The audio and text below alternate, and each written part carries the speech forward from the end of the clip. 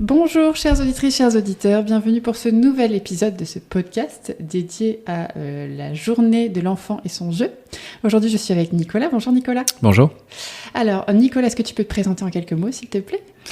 Alors, moi je suis canet avec différentes casquettes. Je suis à la fois professeur des écoles depuis 3 ans où j'ai fait une reconversion professionnelle à l'âge de 40 ans. Ouais. Donc avec préparation du concours, pendant 1 an avec 2 enfants en bas âge, de 3 et 7 ans. T'as dû t'amuser. Voilà, je me suis pas ennuyé. Donc un concours que j'ai obtenu et je suis enseignant dans l'Orne. J'habite à Caen, mais enseignant dans l'Orne aujourd'hui depuis 3 ans. Et en parallèle, donc j'ai toujours fait de la musique depuis que je suis enfant. J'ai commencé d'abord par le piano et après je me suis mis à la guitare et au chant. Et aujourd'hui, donc je fais des contes pour enfants. Donc des contes musicaux. La journée de l'enfant et son jeu, on va d'abord aller là-dessus et ensuite je vais revenir sur ce sujet qui est fort intéressant. La journée de l'enfant et son jeu, donc le 11 avril à Hérouville, qu'est-ce que c'est exactement ?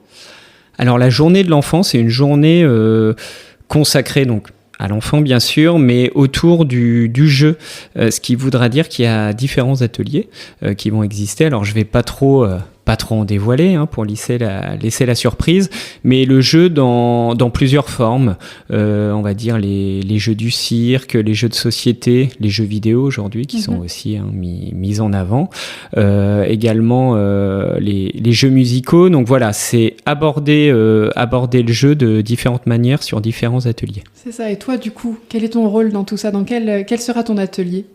Alors moi, mon atelier, il y aura 2 représentations du conte La merveilleuse histoire de Gaspard.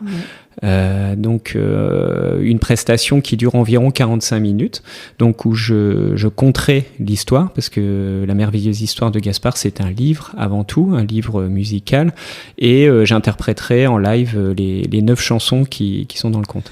Et sans trop rentrer dans le détail pour laisser du suspense, peut-être, est-ce que tu peux nous donner des mots-clés sur cette histoire, sur l'univers de cette histoire ?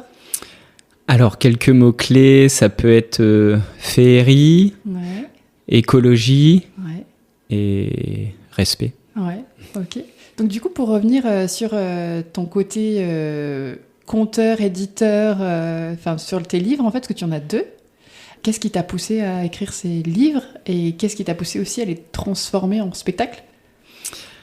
Alors, ce qui m'a donné envie, c'est que moi, je suis lecteur en tant que professeur des écoles. Je lis beaucoup de contes pour les enfants. C'est la lecture offerte, c'est quelque chose qui est important pour donner l'envie de lire aux enfants, de voyager, d'apprendre du vocabulaire. Et en lisant, je me suis dit pourquoi pas. Pourquoi pas en faire ? J'avais des choses à dire. Donc, à la naissance de mon premier fils, qui s'appelle Gaspard, j'avais envie aussi de lui faire un cadeau et de faire un conte musical. Et vu que je suis musicien, forcément, fallait qu'il y ait de la musique. Et au travers du conte, je voulais faire passer des messages à tous les enfants en général, essayer de passer un message un peu universel sur la protection de l'environnement. Donc ce premier conte, ça fait 3 ans qu'il est sorti aujourd'hui et en totale autoproduction.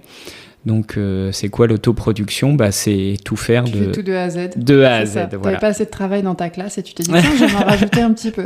C'est ça, essayer de trouver un petit peu de temps. Donc j'ai démarré au début, j'ai écrit l'histoire. Une fois que j'ai eu l'histoire, j'ai essayé de le mettre en musique. Donc j'ai composé 9 titres que j'ai enregistrés chez moi dans mon studio. Et après, il a fallu créer le support physique, donc créer le livre. Donc là, j'ai fait appel à Estelle Mercier, qui est une illustratrice canaise également, donc qui a fait de superbes illustrations dans l'album. Et puis on a trouvé également une imprimerie. Donc on voulait que ça soit un projet 100% normand. Alors juste pas pour faire la bannière Normandie ou régionaliste, c'est vu que le conte Et sur l'environnement, on ne se voyait pas aller imprimer à l'autre bout du monde, même si ça aurait été beaucoup moins cher. Et faire venir ça par cargo, ça n'aurait pas eu de sens. Donc on a trouvé une entreprise à Condé-sur-Noireau, l'entreprise Corlay, qui nous a imprimé les exemplaires. Donc on avait un produit vraiment 100% local. Ok, super. Qu'est-ce qui t'a donné l'envie du coup de transformer ce livre en spectacle ? Parce que ce livre, tu le faisais dans ton école avant, j'imagine ? T'as commencé à le tester, à le compter dans ton école ? Alors non, parce que le livre, c'est pendant que je préparais le concours que je l'ai fait, donc j'avais pas encore testé dans les écoles. Pour moi, c'était évident que vu qu'il y a de la musique dans le conte, c'était évident qu'il fallait le faire sur scène. Donc ça prend du sens parce que ça permet aussi d'aller à la rencontre du jeune public pour avoir leur ressenti. Et puis c'est vrai qu'il y a encore une autre dimension entre écouter des chansons et le vivre vraiment sur scène avec des instruments. Pour les enfants, c'est pareil, il y a un ressenti qui est complètement différent, donc ça c'est très intéressant. C'est l'expérience de la musique et l'expérience de l'histoire en direct. Et du coup, ton deuxième livre, est-ce que tu veux bien nous en parler un petit peu, juste par curiosité ? Alors, le deuxième livre, il a été fait parce que j'ai eu un deuxième enfant, donc voilà, pour pas qu'il y ait... Chaque enfant, chaque livre. Voilà, pour pas qu'il y ait de jaloux.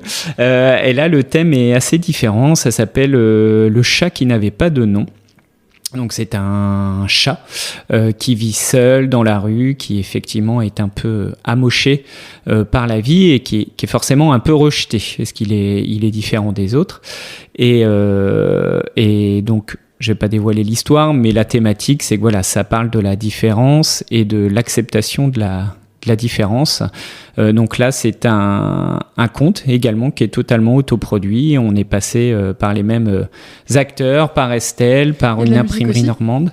Et la musique également. Okay. C'est moi qui ai fait toute la musique dans mon studio à Caen. Et j'en profite aussi pour remercier les librairies locales qui ont joué le jeu, parce que moi, j'ai fait mon petit travail de pèlerin. Je suis allé avec mes livres. J'ai pas du tout d'éditeur, donc je suis allé avec mes livres les présenter. Et j'ai eu un très bon accueil de la part des libraires, on va dire en Normandie en général, qui ont bien voulu diffuser mon livre, enfin le vendre en librairie, et ce qui fonctionne plutôt bien. Bon, bah c'est cool ça.